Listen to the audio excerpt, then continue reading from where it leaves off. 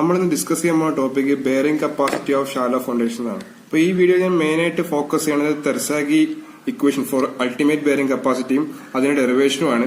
അപ്പോൾ അതിലേക്ക് പോകുന്നതിന് മുന്നേ നമ്മൾ ഒരു 6-7 ടേംസിനെ പറ്റി അറിഞ്ഞിരിക്കണം. അപ്പൊ നമുക്ക് ഫസ്റ്റ് ടേം ഇതാണ് ഗ്രോസ് പ്രഷർ ഇന്റൻസിറ്റി.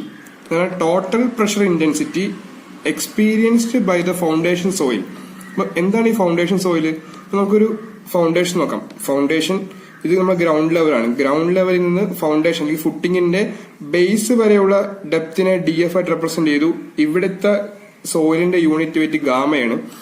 ഈ ഫുട്ടിങ്ങിലേക്ക് വരുന്ന ലോഡ് അല്ലെങ്കിൽ സൂപ്പർ സ്ട്രക്ചറിൽ നിന്ന് വരുന്ന ലോഡ് ഞാൻ P ആയിട്ട് റെപ്രസെന്റ് ചെയ്തിട്ടുണ്ട്.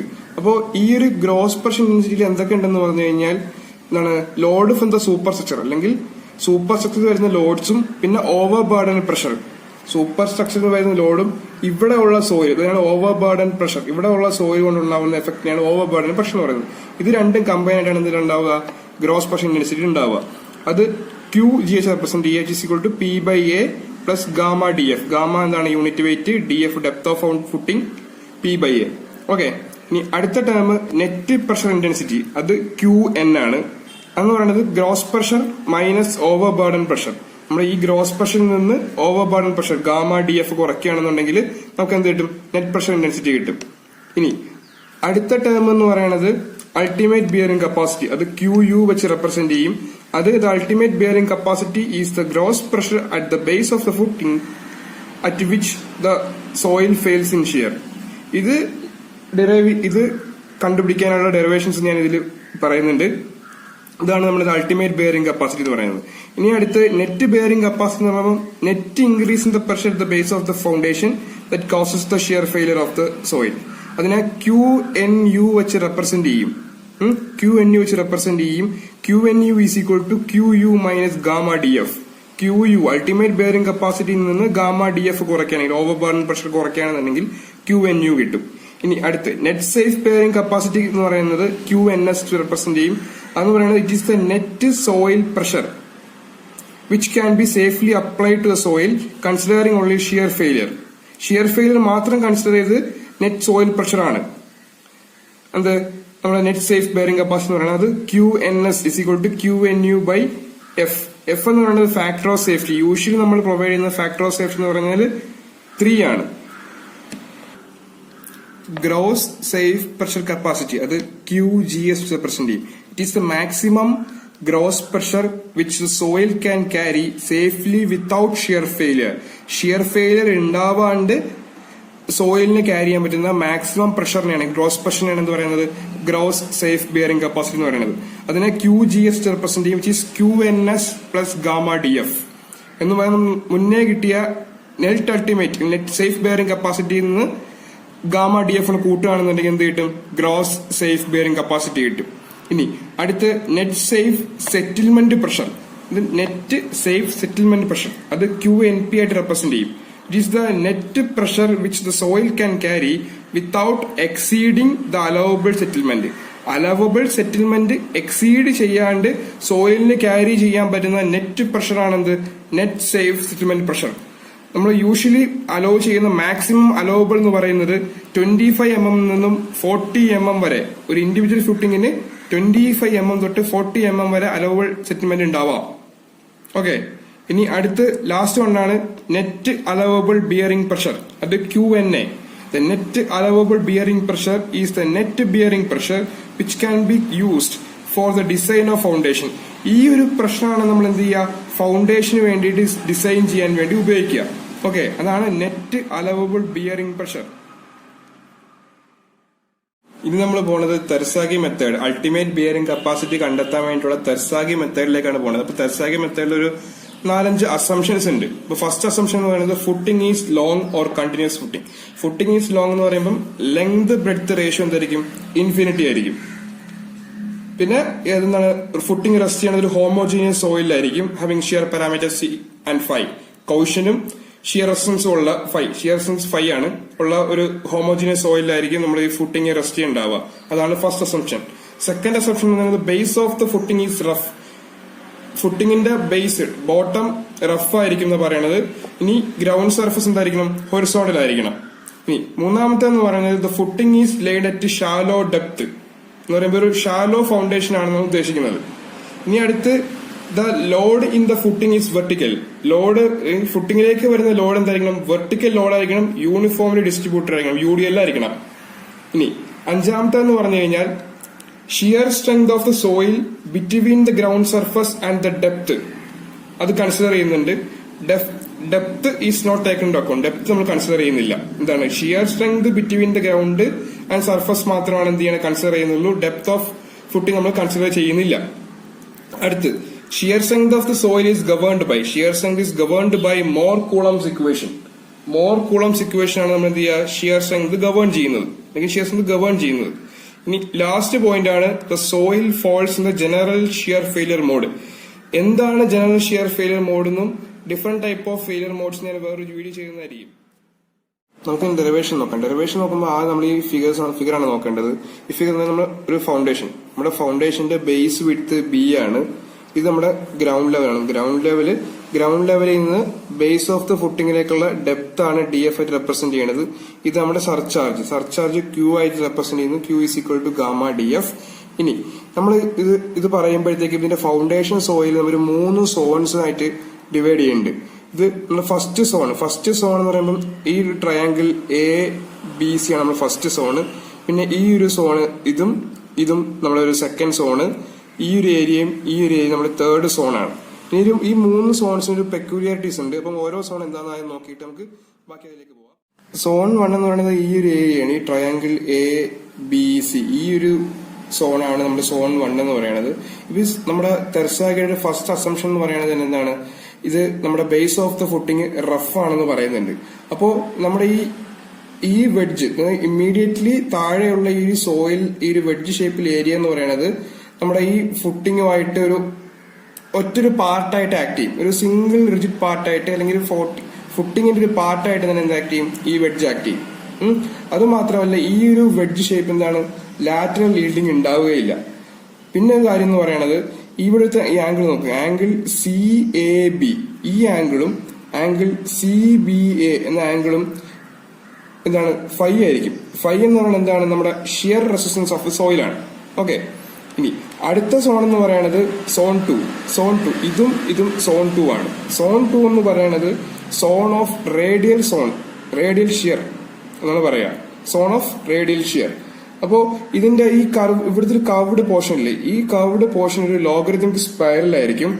ഇനിയുള്ളത് കേസ് എന്ന് പറഞ്ഞു കഴിഞ്ഞാൽ ഈ ഫുട്ടിങ്ങിന്റെ 2 എഡ്ജിൽ നിന്നും ഷിയർ പ്ലെയിൻസ് ഇങ്ങനെ എമിറ്റ് ചെയ്യുന്നുണ്ടാവും. ഷിയർ പ്ലെയിൻസ് ഇങ്ങനെ റേഡിയേറ്റ് ചെയ്യുന്നുണ്ടാവും. ഇനി അടുത്ത സോൺ എന്ന് പറഞ്ഞാൽ സോൺ 3 ആണ്. ഇതും സോൺ 3 ആണ്. ഈ സോൺ 3നെ സോൺ ഓഫ് പ്ലാസ്റ്റിക് ഇക്വിലിബ്രിയം എന്ന് പറയും, അല്ലെങ്കിൽ zone of Rankine's passive zone എന്ന് പറയും. ഓക്കെ. അപ്പോ ഈ സോണിന്റെ അവിടുത്തെ ഈ ആംഗിള് അതുപോലത്തെ ഈ ആംഗിളും എന്തായിരിക്കും? 45 - 5/2 ആയിരിക്കും ഈ ഇവിടുത്തെ ആംഗിൾസ് എന്ന് പറയുന്നത്. അപ്പൊ നമുക്ക് എന്താണെന്ന് ജസ്റ്റ് ഒന്ന് വായിച്ചു നോക്കാം. ആദ്യം സോൺ 1 എന്താണ്? എലാസ്റ്റിക് ഇക്വിലിബ്രിയം ആണ്. Base of the footing rough ആയതുകൊണ്ട് the soil in the wedge ABC immediately beneath the footing is prevented from lateral yield. ഇനി it behaves as a part of the footing itself. എന്താണ്? Wedge നമ്മുടെ ഫുട്ടിങ്ങിന്റെ പാർട്ടായിട്ട് act ചെയ്യും. അതുപോലെ angle ഞാൻ പറഞ്ഞു, ആംഗിൾ 5 ആണ്. അത് shear resistance of the soil ആണ്. ഇനി അടുത്ത് സോൺ 2 എന്ന് പറയുന്നത് സോൺ ഓഫ് റേഡിയൽ ഷിയർ ആണ്. അത് bottom curved portion logarithmic spiral ആണെന്ന് പറഞ്ഞു. ഇനി shear planes are radiating from the edge of the footing, അതും പറഞ്ഞു തന്നിട്ടുണ്ട്. ഇനി സോൺ 3 എന്ന് പറഞ്ഞാൽ സോൺ ഓഫ് പ്ലാസ്റ്റിക് ഇക്വിലിബ്രിയം അല്ലെങ്കിൽ റാങ്കിൻസ് പാസീവ് സോൺ ആണ്. ഓക്കെ. എപ്പോഴാണ് ഫെയിലിയർ ഉണ്ടാവുന്ന പറഞ്ഞു കഴിഞ്ഞാൽ occurs when the downward pressure exerted by the load on the soil adjoining the inclined surfaces CA and CB of the soil wedge equal to the upward pressure എന്ന് പറഞ്ഞു കഴിഞ്ഞാൽ നമ്മുടെ ഈ 2 വെഡ്ജിന്റെ 2 ഇൻക്ലൈൻഡ് സർഫസ് ഉണ്ടല്ലോ, ആ 2 ഇൻക്ലൈൻഡ് സർഫസിലേക്ക് ഈ load കൊണ്ട് act ചെയ്യുന്ന ഡൗൺവേർഡ് പ്രഷർ അപ്വേർഡ് പ്രഷറുമായിട്ട് ഈക്വൽ ആകുമ്പോഴാണ് എന്തുണ്ടാവുക? ഫെയിലിയർ ഉണ്ടാവുക. ഇനി നമുക്ക് ഈ ഇക്വേഷൻ ഡിറൈവ് ചെയ്യാൻ വേണ്ടി നമ്മൾ ചെയ്യണമെന്ന് പറഞ്ഞാൽ നമ്മൾ ഈ വെഡ്ജ് ഉണ്ടല്ലോ, ഈ വെഡ്ജിനെ അനലൈസ് ചെയ്തിട്ടാണ് നമ്മൾ ഈ ഇക്വേഷൻ ഡിറൈവ് ചെയ്യുന്നത്. ഇനി നമുക്ക് വെഡ്ജിനെ ഒന്ന് അനലൈസ് ചെയ്യാം. ആ ഒരു വെഡ്ജ് മാത്രമാണ് ഞാൻ ഫിഗർ വരച്ചിരിക്കുന്നത്. ആ വെഡ്ജ് ACB, ആ വെഡ്ജാണ് ഞാൻ വരച്ചിരിക്കുന്നത്. അപ്പൊ വെഡ്ജിൽ എന്തൊക്കെയുണ്ട്? നമ്മുടെ സർചാർജ് ഉണ്ട്, Q is equal to gamma dF. ഇനി ആംഗിൾസ് ഫൈ മാർക്ക് ചെയ്തിട്ടുണ്ട്. ഇനി ഇവിടെ നമുക്ക് രണ്ട് PP എന്ന് പറയുന്ന ടേം ഉണ്ട്. ഈ PP എന്ന് പറഞ്ഞാൽ പാസീവ് റെസിസ്റ്റൻസ് എന്ന് പറയും. ഈ പാസീവ് റെസിസ്റ്റൻസ് എന്ന് പറഞ്ഞാൽ സോൺ 2ഉം സോൺ 3യും നമ്മുടെ സോൺ 1ലേക്ക് കൊടുക്കുന്ന റെസിസ്റ്റൻസിനാണ് എന്ത് പറയുന്നത്? പാസീവ് റെസിസ്റ്റൻസ് എന്ന് പറയുന്നത്. അത് രണ്ട് ഏരിയയിൽ ഉണ്ടാവുന്നതാണ് രണ്ട് PP. ഇവിടെ ഒരു PP, ഇവിടെ ഒരു PP. ഈ രണ്ട് PPസും ഈ ഓരോ സർഫസിന് നോർമലിന് 5 ആംഗിൾ മേക്ക് ചെയ്താണ് ഈ PPs ആക്ട് ചെയ്യുന്നുണ്ടാവുക. ഇനിയുള്ളത് എന്താണ്? വെയിറ്റ് ഓഫ് ദാറ്റ് വെഡ്ജ് താഴേക്ക് ആക്ട് ചെയ്യുന്നുണ്ടാവും. ഇനി ഈ ഇൻക്ലൈൻഡ് സർഫസിൽ കൊഹിഷന്റെ എഫക്ട് അങ്ങോട്ട് ഉണ്ടാവും. ഇതാണ് നമ്മുടെ ഈ വെഡ്ജിന്റെ ഒരു അനലിസിസ് എന്ന് പറയുന്നത്. ഇനി നമുക്ക് എന്ന് പറയുമ്പോഴത്തേക്കും upward force equal to downward force എന്ന രീതിക്കാണ് നമ്മളിത് ഡിറൈവ് ചെയ്യാൻ പോകുന്നത്, ഇക്വേഷൻ ഡിറൈവ് ചെയ്യാൻ പോകുന്നത്. നമുക്ക് അങ്ങനെ ചെയ്യാം. ഫോഴ്സ് നമുക്ക് എഴുതാൻ പോവാണ്. ഡൗൺവേർഡ് ഫോഴ്സ് എന്ന് പറയുമ്പോൾ QU into B. നമ്മൾ QU എന്ന് പറഞ്ഞാൽ ഈ സർചാർജ് ആക്ട് ചെയ്യുന്നത് ബേസ് ഓഫ് ഫുട്ടിങ്ങിലായിരിക്കും. അപ്പൊ QU into B. പിന്നെ വെയിറ്റ് ഓഫ് ദ വെഡ്ജ് താഴേക്ക് ഉണ്ട്. അപ്പം വെയിറ്റ് ഓഫ് ദ വെഡ്ജ്. പിന്നെ എന്തൊക്കെയുള്ളത്? ഈ PP, രണ്ട് PP എന്താണെന്ന് പറഞ്ഞല്ലോ. PP രണ്ടെണ്ണം ഉണ്ട്. ഇപ്പൊ 2PP. ഇനി ഈ കൊഹിഷന്റെ ഒരു കമ്പോണന്റ്, സൈൻ കമ്പോണന്റ് മുകളിലേക്കുണ്ട്. നമുക്ക് കൊഹിഷന്റെ ഒരു സൈൻ കമ്പോണന്റ് മുകളിലേക്കുണ്ട്. അതുപോലെ ഇവിടെയും ഉണ്ട്, ഇവിടെയുണ്ട്. അപ്പൊ 2C സൈൻ 5. ഇനി അപ്പം വെയിറ്റ് ഓഫ് ദ വെഡ്ജ് നമുക്ക് നോക്കാം. വെയിറ്റ് എന്ന് പറയുന്നത് ഏരിയ ഇൻറ്റു യൂണിറ്റ് വെയിറ്റ് ആണ്. ഏരിയ എന്ന് പറയുന്നത് ഹാഫ് BH അല്ലേ. അപ്പോ ഇതില് B എന്ന് പറയുന്നത് ഇവിടെ ക്യാപിറ്റൽ B ആണ്. ഈ ഹൈറ്റ് എന്ന് പറയുമ്പോൾ നമുക്ക് ഈ ട്രയാങ്കിൾ കണ്ടെത്താം. ഈ ട്രയാങ്കിൾ tan phi എടുത്ത് നോക്കാം. tan phi ഈക്വൽ ടു എന്താണ്? H/B/2 ആണ്. അപ്പൊ H is equal to tan phi into B/2 ആണ്. നമ്മൾ സബ്സ്റ്റിറ്റ്യൂട്ട് ചെയ്യുമ്പോൾ ഇത് B/2 tan phi നായി. ഗാമ ഉണ്ട്. ഇപ്പൊ ഞങ്ങൾക്ക് സിംപ്ലിഫൈ ചെയ്യുമ്പോൾ B²/4 ഗാമ tan phi നായി. ഇതാണ് നമ്മുടെ വെയിറ്റ്. നമുക്ക് മുകളിലേക്ക് സബ്സ്റ്റിറ്റ്യൂട്ട് ചെയ്യാം. ഇപ്പൊ നമുക്ക് QU into B plus B²/4 gamma tan phi 2PP plus 2C sine 5 നായി. ഇനി നമുക്ക് ഇതിനെ അപ്പുറേ കൊണ്ടുപോകാം. അതിനു മുന്നേ നമുക്ക് കോഷ്യൻ ഒരു സീനൊക്കെ മാറ്റി എഴുതാം. നമുക്ക് ഈ ഒരു സൈഡിൽ കോഷ്യനെ പറ്റി മാറ്റി എഴുതുമ്പോഴത്തേക്ക് നമുക്ക് എഴുതാം. കോഷ്യൻ എന്ന് പറയുന്നത് കൊഹിസീവ് സ്ട്രെസ് ഇൻറ്റു കോഷ്യൻ എന്ന് പറയുന്നത് cohesive stress into AC into capital AC into 1 ആണ്. അപ്പോ സ്മോൾ c എന്ന് പറയുന്നത് നമ്മുടെ capital cohesion divided by AC ആണ്. നമുക്ക് ഈ ഒരു ഇതിന്ന് ACയുടെ ലെങ്ത് എന്ന് പറയുന്നത്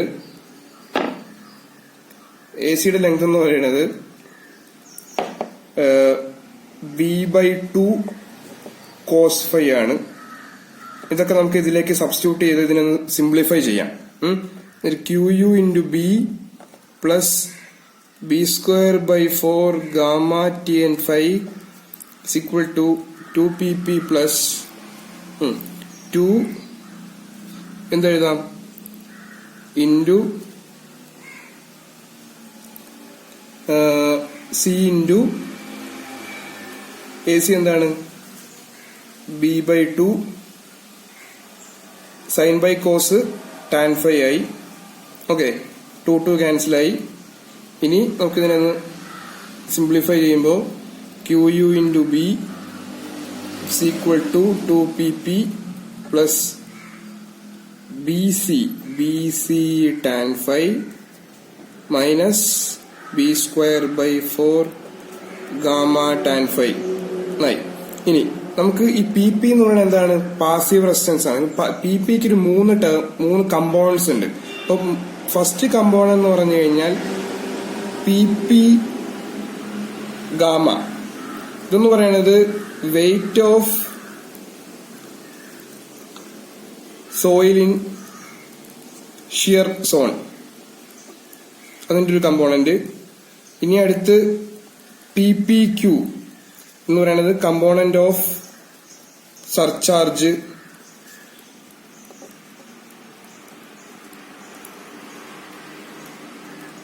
ഇനി അടുത്ത് P P C component of cohesion ആണ്. അങ്ങനെ പറയുമ്പോൾ നമുക്ക് പി പി എന്ന് എങ്ങനെ എഴുതാം?